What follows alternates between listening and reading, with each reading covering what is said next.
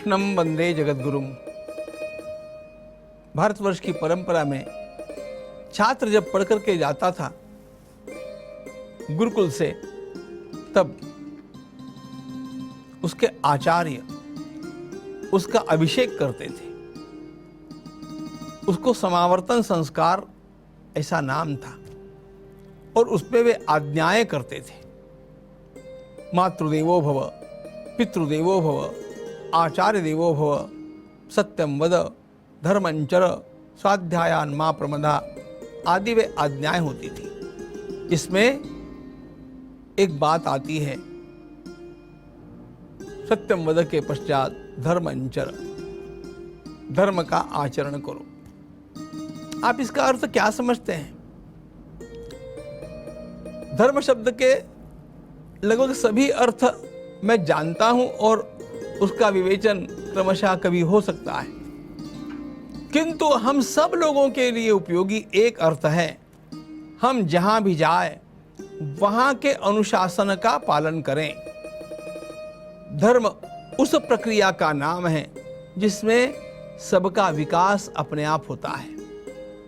अनुशासन के जो संकेत जहां जहां पर निर्धारित किए जाते हैं, उन संकेतों का पालन यही वहां का धर्म है और इसका पालन करते ही अपने आप एक अच्छे वातावरण का सृजन हो जाता है। इसलिए हम जहां भी जाएं, अपनी इच्छा से, अपने निज विवेक से वहां के नियमों का पालन करें। कोई देख नहीं रहा है तो मुझे अभी मेरा वाहन आगे नहीं बढ़ाना चाहिए।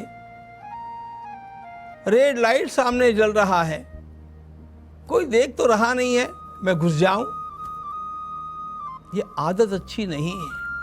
एक छोटी सी बात से हमारी आदतें बनती जाती है और इसलिए हम लोगों का तो स्वभाव ही ऐसा हो जाना चाहिए कि मैं जहां भी जाऊं वहां के नियमों का पालन करूं। जिसका ऐसा स्वभाव हो जाता है वह अपने आप जीवन में जहां भी जाएगा सबके लिए प्रिय होता है, आदरणीय होता है और अपने कार्य में सफल भी होता है। इसके लिए सबसे पहला अपने को ढालना होता है अनुशासन में। अनेक बार होता क्या है कि, और विशेष करके हमारे देश में, अनुशासन का पालन न करना एक प्रेस्टीज की बात मानी जाती है। मैंने अमेरिका में, कनाडा में प्रवास किया। मैं देखता हूं वहां के मिनिस्टर लोग भी कतार में खड़े होने में संकोच का अनुभव नहीं करते। हमने कुछ अलग वातावरण हमारे देश में बना दिया जो कि बदलता जा रहा है, यह आनंद की बात है। लेकिन अनुशासन का पालन छोटों के लिए होता है, बड़ों के लिए नहीं होता है, यह हमारी गलत धारणा है। जहां का जो नियम है वो बड़ों से लेकर के छोटों के लिए है और जो नियम बड़ों के अलग होंगे वो फिर नियमों के अधीन रह करके अलग रहेंगे। लेकिन अनुशासन के कारण ही समाज महान बनता है, राष्ट्र महान बनता है। बंधुओं, मुट्ठी भर अंग्रेजों ने इस खंडप्राय महान देश के ऊपर राज किया। इसका गुर क्या है? इसका गुर एक ही है, उन लोगों में अनुशासन का पालन करने का निरंतर अभ्यास बना रहा और इसलिए जो आज्ञा कर दी गई उस आज्ञा का पालन यथावत होता था। हमारे यहां अनुशासन का अभाव रहा।